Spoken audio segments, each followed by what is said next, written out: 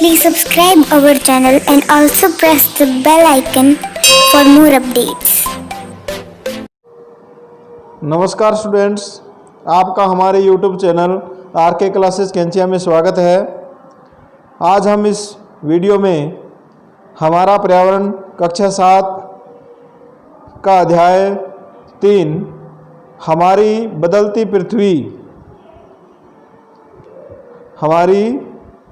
पृथ्वी का अध्ययन करेंगे। प्रिय विद्यार्थियों, स्थल मंडल अनेक प्लेटों में विभाजित है, जिन्हें स्थल मंडलीय प्लेट कहते हैं। ये आपको याद रखना है, स्थल मंडलीय प्लेट किसे कहते हैं। स्थल मंडल अनेक प्लेटों में विभाजित है, जिन्हें हम स्थल मंडलीय प्लेट कहते हैं। आपको यह जानकर आश्चर्य होगा कि ये प्लेट हमेशा धीमी गति से चारों तरफ घूमती रहती है। प्रत्येक वर्ष केवल कुछ मिलीमीटर के लगभग पृथ्वी के अंदर पिघले हुए मैग्मा में होने वाली गति के कारण ऐसा होता है। पृथ्वी के अंदर पिघला हुआ मैग्मा एक वृत्तीय रूप में घूमता रहता है, जैसा कि क्रियाकलाप में दिखाया गया है। प्लेट की इस गति के कारण पृथ्वी की सतह पर परिवर्तन होता है। यानी जब प्लेट गति करती है, जो विभिन्न प्रकार की प्लेटें हैं वो गति करती है, तो पृथ्वी की गति को उन बलों के आधार पर विभाजित किया गया है, जिसके कारण ये गतियाँ उत्पन्न होती है। यानी पृथ्वी की जो गति है उनको विभाजित किया गया है। देखो किस में विभाजित किया गया है।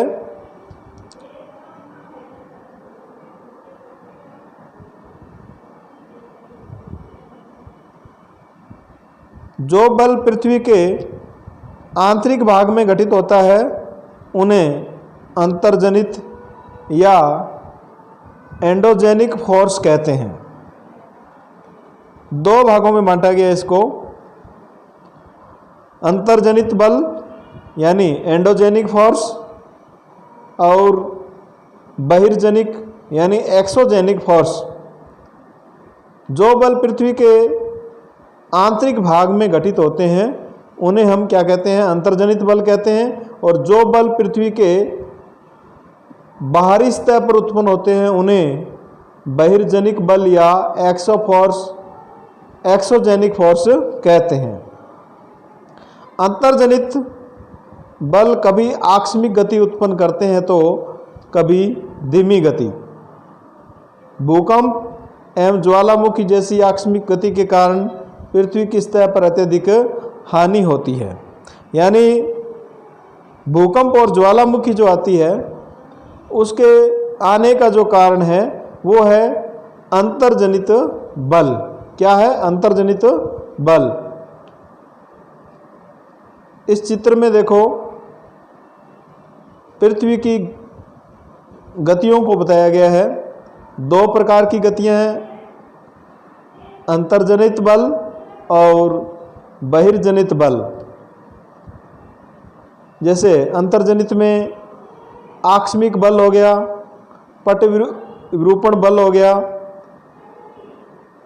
अंतर्जनित बल के अंदर आकस्मिक बल में भूकंप आ जाता है, आकस्मिक ज्वालामुखी आकस्मिक आती है, भूस्खलन आकस्मिक।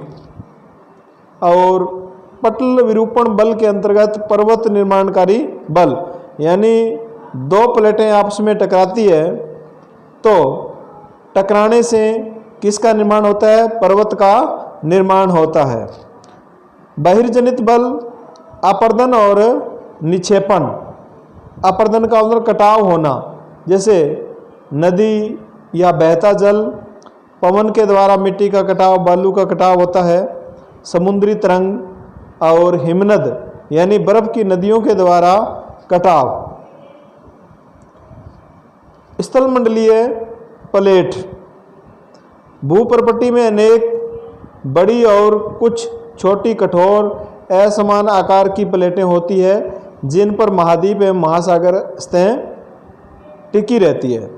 यानी भूपर्पटी में अनेक बड़ी एवं कुछ छोटी कठोर असमान आकार की प्लेटें होती है जिन पर महाद्वीप एवं महासागर की सतह टिकी रहती है।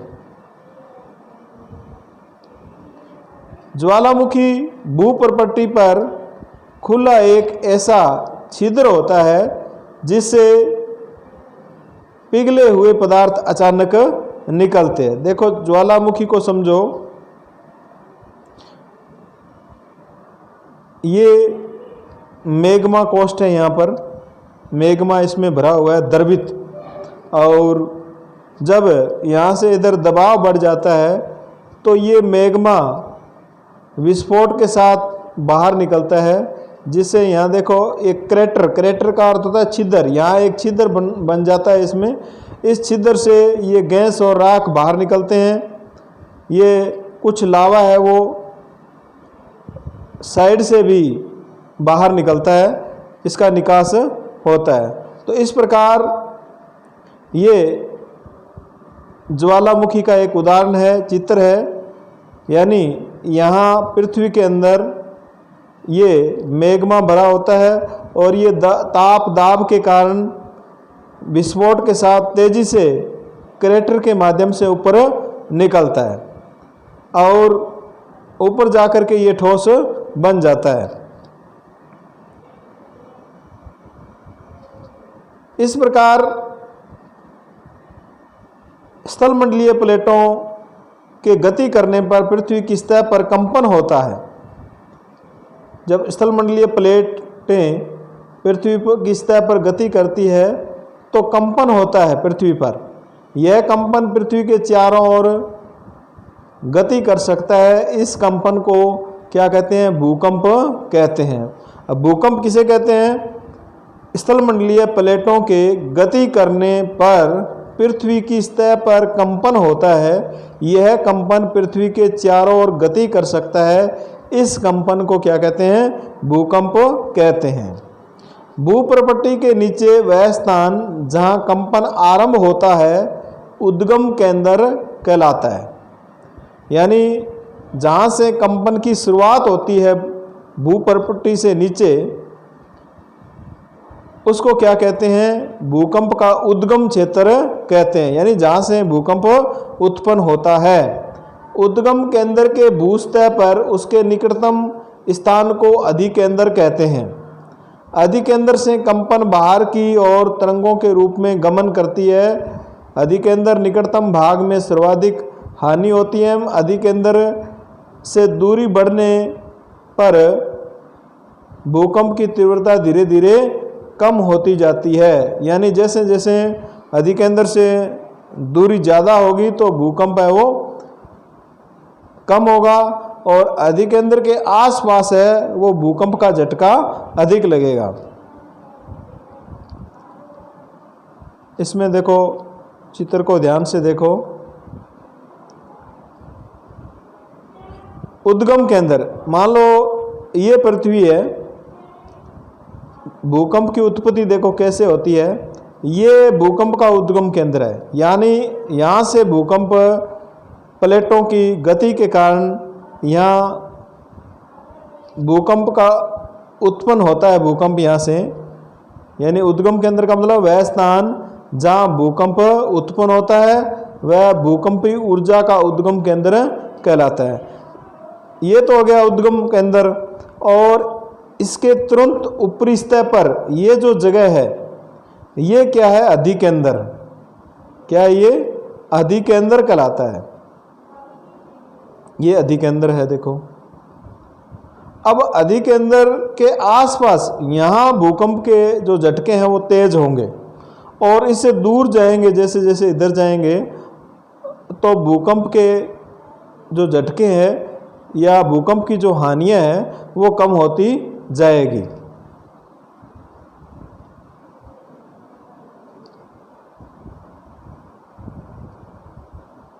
फिर यद्यपि भूकंप की भविष्यवाणी संभव नहीं है, लेकिन यदि हम पहले से तैयार हो तो इसके प्रभाव को निश्चित रूप से कम किया जा सकता है। यानी इसकी कोई भविष्यवाणी नहीं कर सकता भूकंप है वो कब आने वाला है और हमें घरों से बाहर निकल जाना चाहिए या जो भवन है उससे बाहर हो जाना चाहिए। तो इसकी कोई भविष्यवाणी संभव नहीं है। लेकिन हम अगर पहले से अगर योजना बना के रखें भी इस प्रकार अगर अपने को कंपन महसूस होती है, झटका महसूस होता है, तो हमें क्या सावधानियां रखनी चाहिए, बचाव के क्या उपाय करने चाहिए, तो हम बच सकते हैं। स्थानीय लोग कुछ सामान्य तरीकों से भूकंप की संभावना का अनुमान लगाते हैं, जैसे जानवरों के व्यवहार का अध्ययन, तालाब में मछलियों की उत्तेजना, सांपों का धरातल पर आना। ऐसा माना गया है कि जब भूकंप आने की संभावना होती है तो जानवरों का जो व्यवहार है वो चेंज हो जाता है, तालाब में मछलियों की उत्तेजना दिखाई देती है, सांप है वो अपने बिलों से बाहर धरातल पर आ जाते हैं। ये देखो गुजरात में 2001 के अंदर भूकंप से इस प्रकार विनाश हुआ था। देखो 26 जनवरी को भूकंप आया था 2001 को वहाँ पर, और इसका जो तीव्रता थी, गति थी, वो बहुत ही भयानक थी। 6.9 की तीव्रता थी रिएक्टर स्केल के हिसाब से।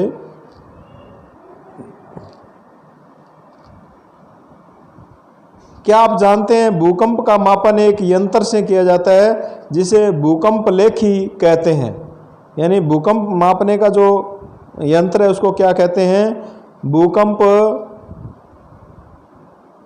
लेखी, ये याद रखना है आपको। और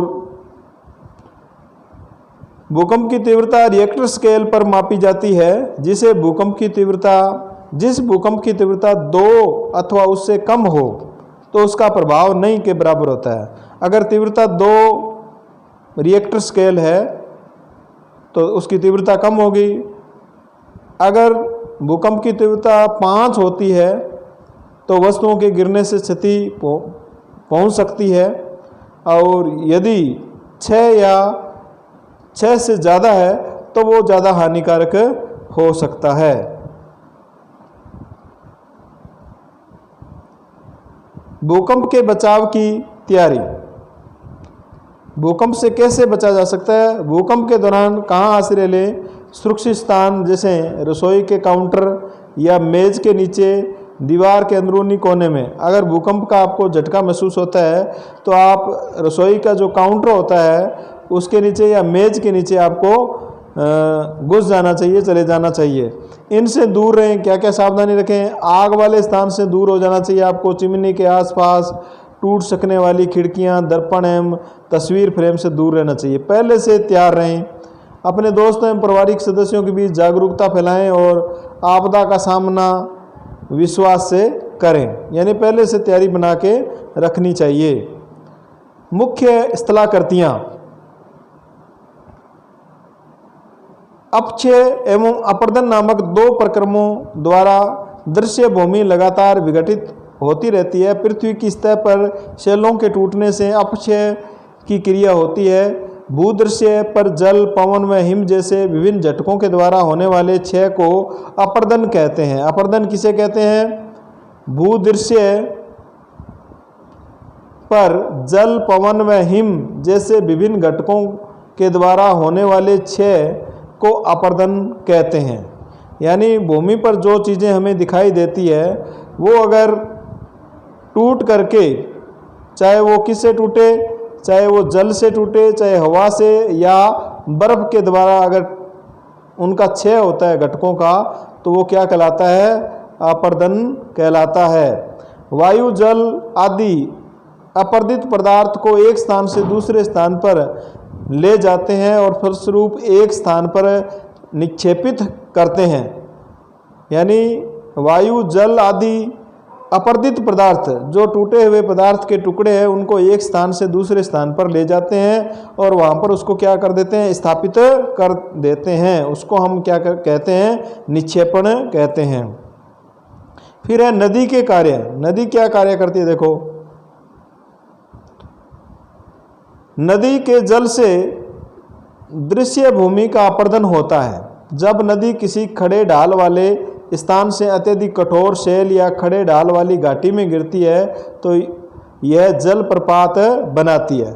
ये देखो यहाँ पर कठोर शैल है, ये क्या है, कठोर शैल, शैल का मतलब पत्थर है, और यहाँ ऊपर से पानी गिरता है।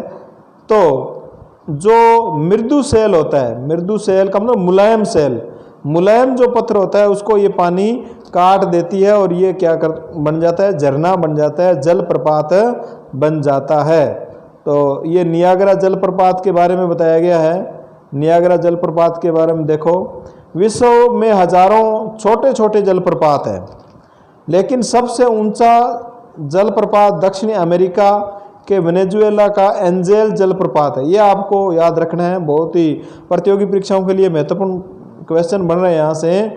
सबसे विश्व का सबसे ऊंचा जलप्रपात कहाँ है? दक्षिणी अमेरिका के वेनेजुएला का एंजेल जलप्रपात है।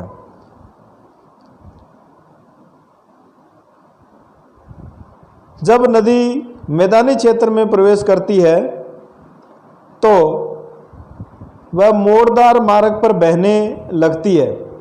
नदी के इन्हीं बड़े मोड़ों को विसर्प कहते हैं। यानी जब नदी पर्वतों से उतर करके मैदानी भाग में बहती है तो वो मोड़दार मार्ग बनाती है। इस प्रकार मोड़दार मार्ग बनता है। और इन मोड़ों को क्या कहते हैं? विसर्प कहते हैं। क्या कहते हैं? विसर्प कहते हैं। इसके बाद विसर्पों के किनारों पर लगातार अपरदन एवं निक्षेपण शुरू हो जाता है। विसर्प लूप के सिरे निकट आते जाते हैं। समय के साथ विसर्प लूप नदी से कट जाते हैं और एक अलग झील बनाते हैं जिसे चाप झील भी कहते हैं। चाप झील भी कहते हैं। क्या कहते हैं? चाप झील भी। तो चाप झील किसे कहते हैं? ये पूछा जा सकता है, चाप झील किसे कहते हैं? यानी समय के साथ विसर्प लूप नदी से कट जाते हैं और अलग झील बनाते हैं जिसे हम क्या कहते हैं? चाप झील कहते हैं। देखो इस चित्र में इसको बताया गया है, बहुत ही अच्छी तरीके से समझाया गया है। ये एक नदी है, इस प्रकार ये नदी इस प्रकार मोड़दार बन जाती है और ये जो इसके मोड़ है ये क्या कहलाते हैं? विसर्प कहलाते हैं। और एक बार ऐसा आता है कि ये जो विसर्प है ये अलग कट जाते हैं। जैसे मान लो ये नदी यहाँ से सीधी हो गई तो ये कट जाता है यहाँ से, और कटने के बाद में ये क्या एक चाप की तरह है ना, जैसे हम चाप लगाते हैं, एक चाप की तरह है, इसलिए इसको हम क्या कहेंगे? चाप झील कहेंगे। ये जो पानी वाला क्षेत्र है ये अलग हो जाता है कट के, और इसको हम क्या कहेंगे? चाप झील कहेंगे। कभी कभी नदी अपने तटों के से बाहर बहने लगती है, फलस्वरूप निकटवर्ती क्षेत्रों में बाढ़ आ जाती है। बाढ़ के कारण नदी के तटों के निकटवर्ती क्षेत्रों में महीन मिट्टी व अन्य पदार्थों का निक्षेपण होता है। ऐसी मिट्टी एवं पदार्थों को अवसाद कहते हैं। इससे समतल उपजाऊ बाढ़कृत मैदान का निर्माण होता है। अब समतल उपजाऊ बाढ़कृत मैदान का निर्माण कैसे होता है, ये भी क्वेश्चन पूछा जाता है। समतल उपजाऊ बाढ़कृत मैदान का निर्माण कैसे होता है? तो देखो बाढ़ के कारण नदी के तटों के निकटवर्ती क्षेत्रों में महीन मिट्टी व अन्य पदार्थों का निक्षेपण होता है। निक्षेपण का मतलब होता है जमाव। क्या होता है? जमाव हो जाता है। ऐसी मिट्टी एवं पदार्थों को अवसाद कहते हैं। इसे समतल उपजाऊ बाढ़कृत मैदान का निर्माण होता है। तो जब बाढ़ आती है, ये देखो ये बाढ़ का मैदान है, और ये जो नदी है ये अपनी मिट्टी यहाँ इधर डाल देती है इस प्रकार, ये देखो यहाँ पर। और ये जो उपजाऊ मिट्टी वाला मैदान है वो क्या कहलाएगा, बाढ़कृत मैदान, यानी समतल उपजाऊ बाढ़कृत मैदान कहलाता है। तो इस प्रकार मैदान का निर्माण होता है। नदी के उत्थित तटों को तटबंध कहते हैं।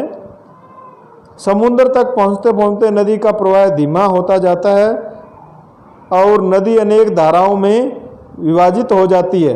यानी समुद्र तक पहुँचते पहुँचते नदी की जो बहने की गति है वो क्या हो जाती है, धीरे हो जाती है और नदी अनेक धाराओं में विभाजित हो जाती है,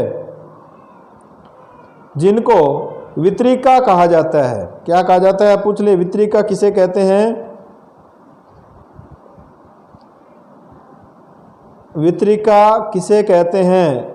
यानी नदी की जो मुख्य धारा है वो बहते बहते आगे चलकर धीमी हो जाती है और अनेक धाराओं में विभाजित हो जाती है, जिसे क्या कहते हैं, वितरिका कहते हैं। यह नदी इतनी धीमी हो जाती है कि अपने साथ लाए मलबे का निक्षेपण करने लगती है। प्रत्येक वितरिका अपने मुहाने का निर्माण करती है।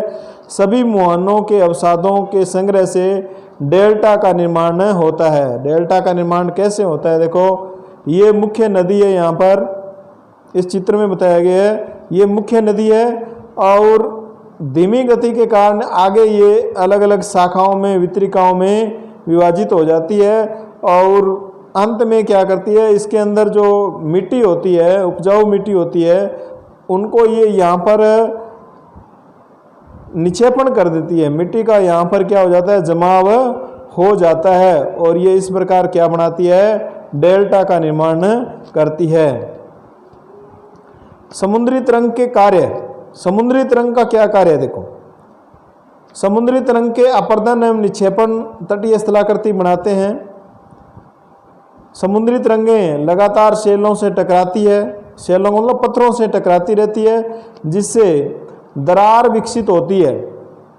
समय के साथ ये दरारें बड़ी और चौड़ी हो जाती है, इनको समुद्री गुफा कहते हैं। ये बहुत ही महत्वपूर्ण है, समुद्री गुफा किसे कहते हैं।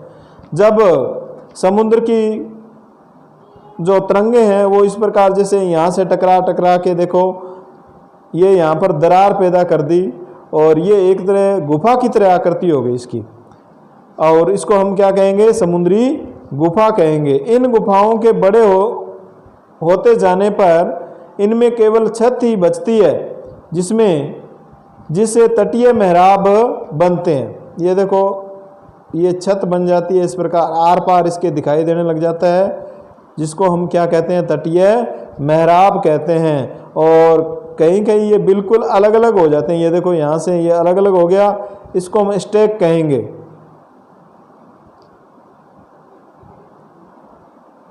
तटीय मेहराब में लगातार अपर्दन छत को भी तोड़ देता है, केवल दीवारें बचती है। दीवार जैसी इन आकृतियों को स्टैक कहते हैं। समुद्री जल के लगभग ऊर्ध्वाधर उठे हुए समुद्री ऊंचे शैलीय तटों को समुद्र भृगु कहते हैं। समुद्री तरंगे किनारों पर अवसाद जमा कर समुद्री पुलिन का निर्माण करती है। हिमनद के कार्य, ये देखो ये हिम है, हिम की नदियां हैं, नदियां इस प्रकार बहती है, इनके क्या कार्य है। हिमनद अथवा हिमानी बर्फ की नदियां होती है। हिमनद अपने नीचे की कठोर चट्टानों से गोलाश्मी मिट्टी और पत्थरों को अपरदित कर देती है। गोलाश्मी मिट्टी एवं पत्थरों से भूदृश्य अपर्दन करती है। हिमनद गहरे गर्तों का निर्माण करते हैं। पर्वतीय क्षेत्र में बर्फ पिघलने से उन गर्तों में जल भर जाता है और ये सुंदर झील बन जाते हैं। हिमनद के द्वारा लाए गए पदार्थ जैसे छोटे बड़े शैल, रेत एवं तलछट मिट्टी निक्षेपित होते हैं। ये निक्षेप हिमनद हिमोड़ का निर्माण करते हैं। किसका निर्माण करते हैं? हिमनद हिमोड़ का निर्माण करते हैं। यानी पर्वतीय बर्फ जब पिघलती है तो ये अपने साथ जो पत्थर है उसका अपरदन कर देती है और अपर्दन करने के बाद में गहरे गर्तों का, गर्त का मतलब गड्ढे का निर्माण करती है। और इन गड्ढों में क्या भर जाता है? पानी भर जाता है, बर्फ का जो पानी भर जाता है। और ये गड्ढे बहुत सुंदर लगते हैं, यानी ये सुंदर झील बन जाती है। और छोटे बड़े जो पत्थर, रेत एवं तलछट होती है, मिट्टी होती है, वो निक्षेपित हो जाती है। और इस निक्षेप को हम क्या कहते हैं? हिमनद, हिमोड़ कहते हैं। पवन के कार्य, पवन के क्या कार्य है? क्या आपने कभी रेगिस्तान देखा है? बालू टीले के कुछ चित्र एकत्र करने का प्रयास करें। रेगिस्तान में पवन अपर्दन निक्षेपण का प्रमुख कार्य है। यानी पवन हवा है, वो अपर्दन भी करती है और निक्षेपण भी करती है। रेगिस्तान में आज छत्रक के आकार के शैल देखे जा सकते हैं। तो ये पूछा जा सकता है, छत्रक के आकार के जो शैल है वो कहाँ देखे जाते हैं? रेगिस्तान में, जिन्हें सामान्यतः छत्रक शैल कहते हैं। पवन शैल के ऊपरी भाग की अपेक्षा निचले भाग को आसानी से काटती है, इसलिए ऐसी शैल के आधार संकीर्ण एवं शीर्ष विस्तृत होते हैं। पवन चलने पर ये अपने साथ रेत को एक स्थान से दूसरे स्थान पर पहुंचाती है। जब पवन का बहाव रुकता है तो रेत गिरकर छोटी पहाड़ी बनाती है, जिनको बालू टिब्बा कहते हैं। जब बालू कण महीन एवं हल्के होते हैं तो वायु उनको उठाकर अत्यधिक दूर ले जा सकती है। जब ये बालू कण विस्तृत क्षेत्र में निक्षेपित हो जाते हैं तो इसे लोएस कहते हैं। जब ये बालू कण विस्तृत क्षेत्र में निक्षेपित हो जाते हैं तो ये इसे क्या कहते हैं? लोएस कहते हैं। चीन में विशाल लोएस निक्षेप पाए जाते हैं। क्वेश्चन नंबर 1, निम्न प्रश्नों के उत्तर दीजिए। प्लेटें क्यों घूमती है? प्लेटें क्यों घूमती है? इसका उत्तर है पृथ्वी के अंदर पिघले मैग्मा में होने वाली गति के कारण प्लेटें घूमती है। यानी पृथ्वी के अंदर जो मैग्मा भरा होता है उसमें क्या होती है? गति होती है। इस गति के कारण प्लेटें घूमती है। बहिर्जनित एवं अंतर्जनित बल क्या है? जो बल पृथ्वी के आंतरिक भाग में घटित होते हैं उन्हें अंतर्जनित बल कहते हैं। जो बल पृथ्वी की सतह पर उत्पन्न होते हैं उन्हें बहिर्जनित बल कहते हैं। फिर अपर्दन क्या है? अपर्दन क्या है?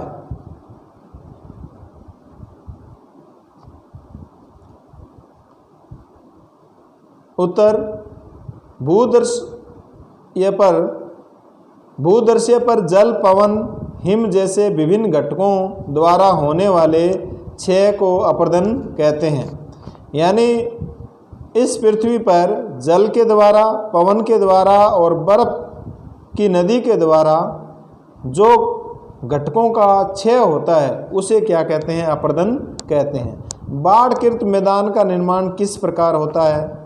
नदी जब अपने तटों से बाहर बहने लगती है तो निकटवर्ती क्षेत्रों में बाढ़ आ जाती है। अब बाढ़ कैसे आती है? जब नदी अपने तटों से बाहर बहने लगती है, अपने किनारों से बाहर बहने लगती है तो बाढ़ आ जाती है, साधारण सी बात है।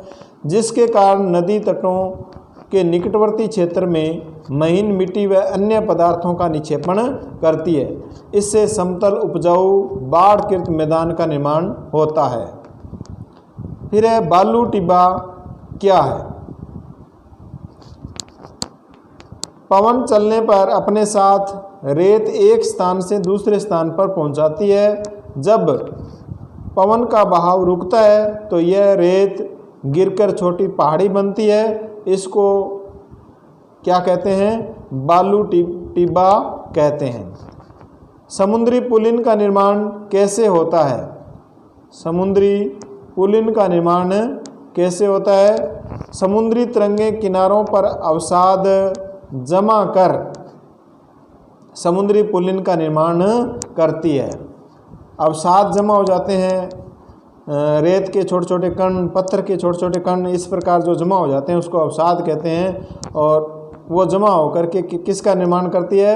समुद्री पुलिन का निर्माण करती है। चाप झील क्या है?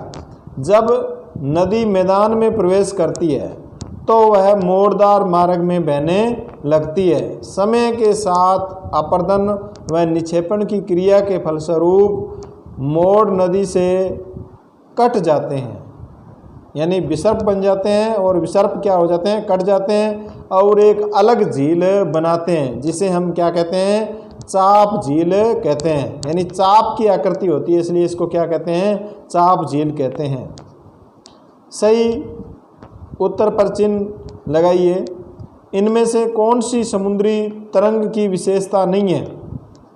शैल, किनारा, समुद्री गुफा, तो शैल नहीं है इसमें। हिमनद के निक्षेपण विशेषता है, हिमनद के निक्षेपण की विशेषता है। बाढ़कृत मैदान, पुलिन, हिमोड़, विशेषता है पूछा गया तो इसमें है हिमोड़। पृथ्वी की आकस्मिक गतियों के कारण कौन सी घटना होती है? आकस्मिक गति के कारण ज्वालामुखी क्या आती है? ज्वालामुखी आती है, जो एक अंतर्जनित घटना है। कौन सी घटना है ये? अंतर्जनित। नेक्स्ट क्वेश्चन है, छत्रक शैलें पाई जाती है रेगिस्तान में, नदी घाटी में, हिमनद में। जो छत्रक शैलें हैं वो किस में पाई जाती है? रेगिस्तान में पाई जाती है। तो धन्यवाद स्टूडेंट्स, आप इस चैनल को सब्सक्राइब कीजिए, अपने मोबाइल के सभी नंबरों पर इस वीडियो को शेयर करें ताकि सभी विद्यार्थियों और प्रतियोगी परीक्षाओं रीट, आरएस, आईएएस, पटवार, कांस्टेबल के जो विद्यार्थी हैं उन तक ये वीडियो पहुंच सके। धन्यवाद।